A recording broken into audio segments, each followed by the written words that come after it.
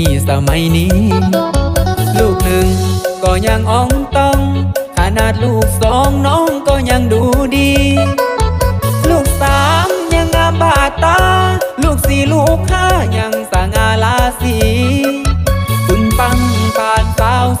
14งามปานนี้เป็นหางใดจังใด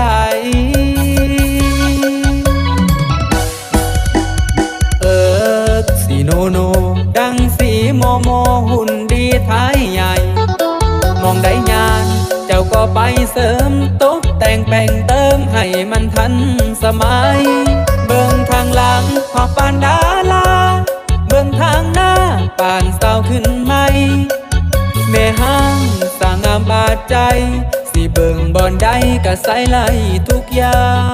งแม่ห้างหรือนางฟ้าแม่ห้างหรือนางฟ้าบ่อยากเชื่อเลยว่าน้องสิเป็นแม่ห้างแม่ห้างหรือนางฟ้าแม่ห้างหรือนางฟ้าเบิ่งบ่ออกซ้ำหน้าว่าผู้สาวหรือแม่ห้างอ้ายบ่ขอถามดอกหนาว่าการด่าป้าด้วยเหตุผลใดหูแต่ว่าอ้ายนี้ถึกใจหูแต่ว่าอ้ายนี้ถึกใจอยากเป็นผัวใหม่ครอบครองใจแม่ห้างโส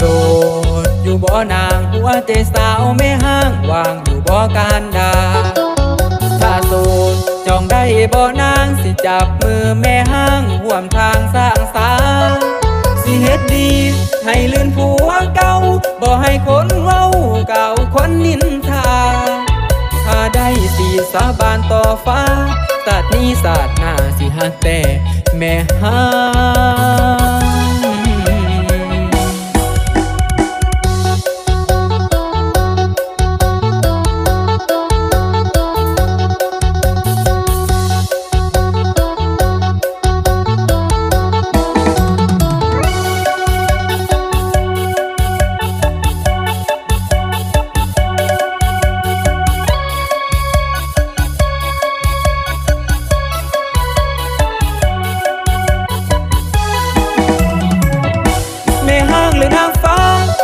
งหรือนางฟ้าบ่อยากเชื่อเลยว่า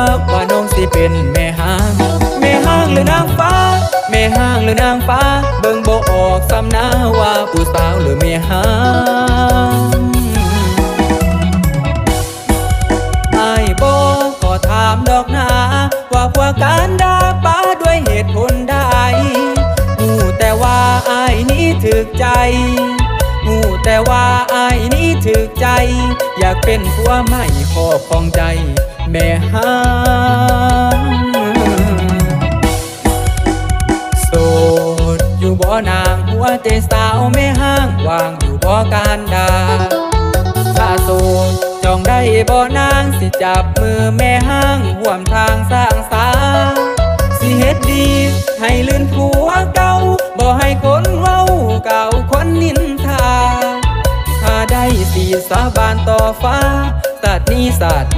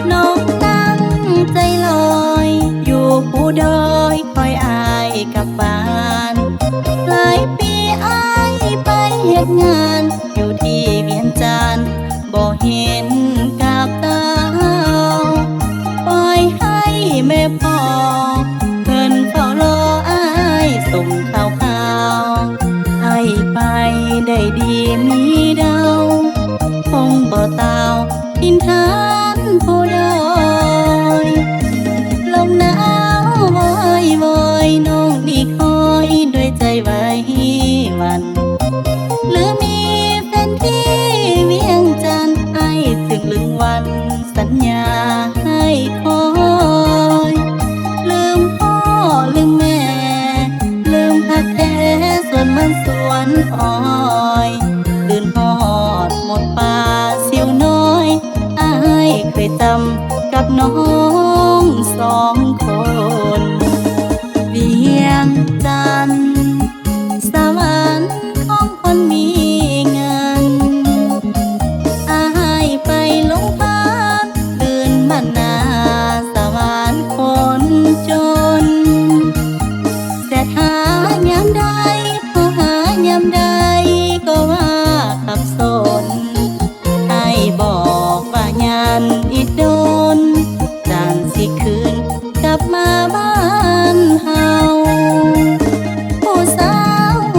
วดอยหัวใจคอยได้ยินคำนั้นแต่ใจก็ยังยืนยันว่าจะคอยอยู่ที่มองเก่าจึงฝากเสียงแทนส่งไปเตือนใจผู้บ่าวได้ดีไอ้จุ่มกับเต้าผู้สาวดอยนี้ยังคอยอาย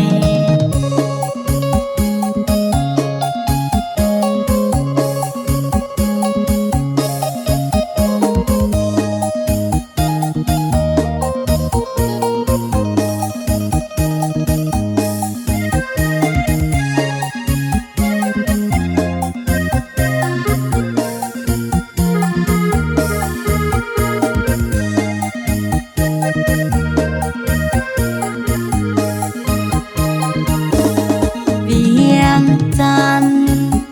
สวรรค์ของคนมีเงินอายไปหลงพักตื่นมานาสวรรค์คนจนแต่หายามใด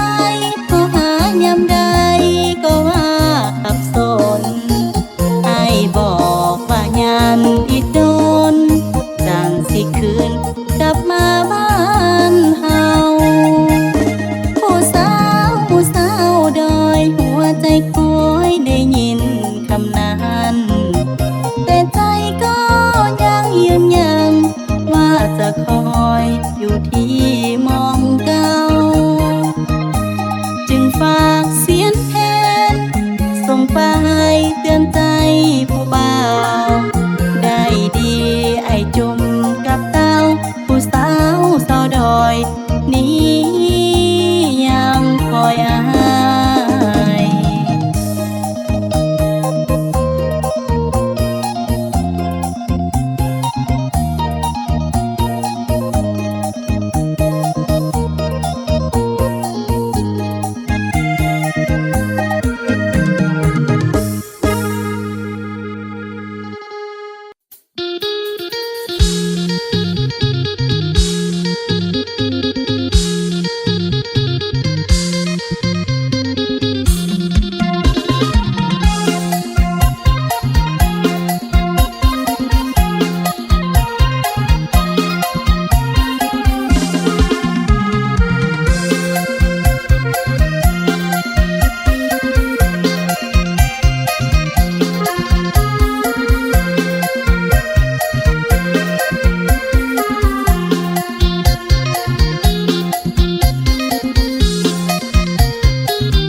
กินข้าวกับหยัง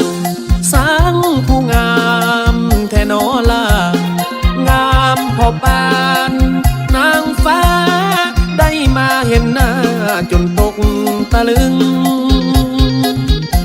ผู้สาวบ้านใดงามบาดใจจนอายยืนซึ้งยกเจ้าเป็นที่หนึ่งกว่ายิ่งที่เคยพบมาสวดทรงผิวพรรณคืออวบอันแท่นอน้องแก้มก็แดงต้องว่าจาวาดคองต้องใจบาดตาคิ้วกองผมยาวหุ่นสูงขาวพอปานดารางามเกินพันละนางไปกินยังมาคืองามปานนี้งามได้งามดีบ่มีบ่อนตีจักบ่อน ได้เป็นผู้สอนห่วมเฮียงเคียงมอนนั่นคือสิดีเจ้าเปรียบหงฟ้าอายเปรียบดังกาตัวดำขี้ลีถามแด่ไอ้พ่อสินีบุญวาสนาอยู่บ่ควันใจกินข้าวกับหยังสร้างผู้งามแท่นอน้องถ้าอายได้เป็นเจ้าของหินบ่ให้ตกยุงบ่ให้ไตสิหักสิแพงสิเบิ่งสิแย่งสมัครหัวใจโอดว่าเจ้างามหลายบ่เก่งใจไผความงามของน้อง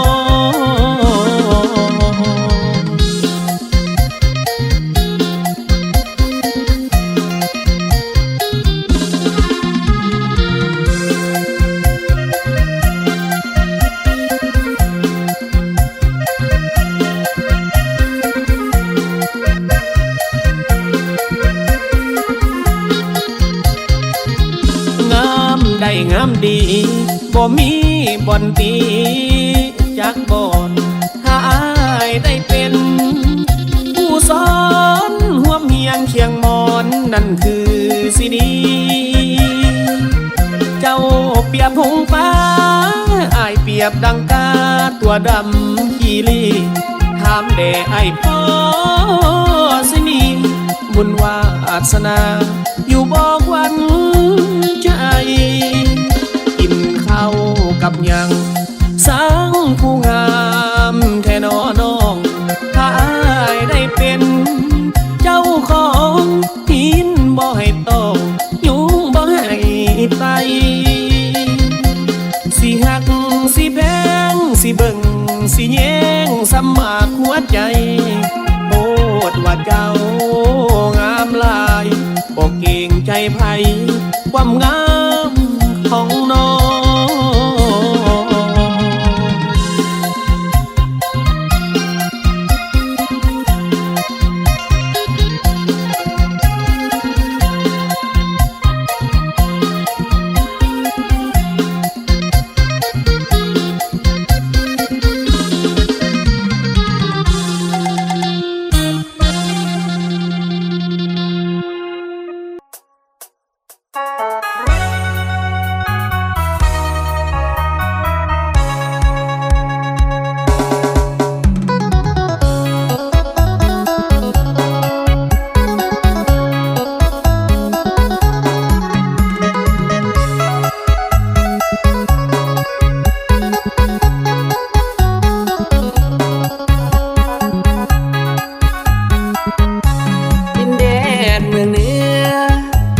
ำเนื้อส้มคำลือสา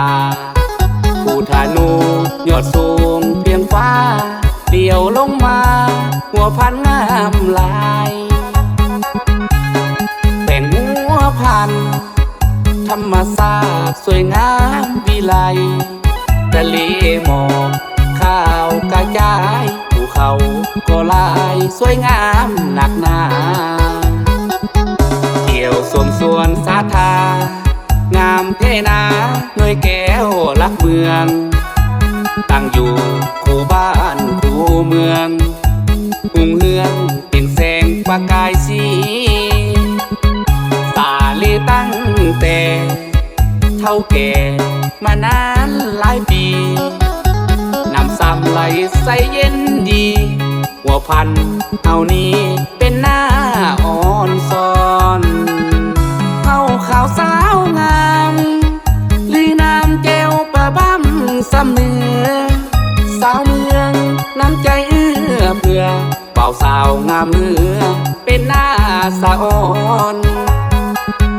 งามสิ้นผ้าไหมเสียงลือไก่ไปทั่วทุกบอนให้ได้เห็นติดใจแน่นอนขอวอนเชิญทานมาเที่ยวชมเชิญแขกต่างแด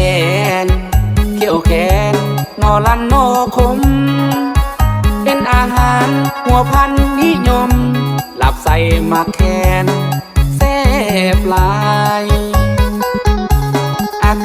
ศสดชื่นวันคืนเส้นเย็นสบายเสินเดินท่านยิ่งท่านใจมาหลายมาเที่ยวหัวพัน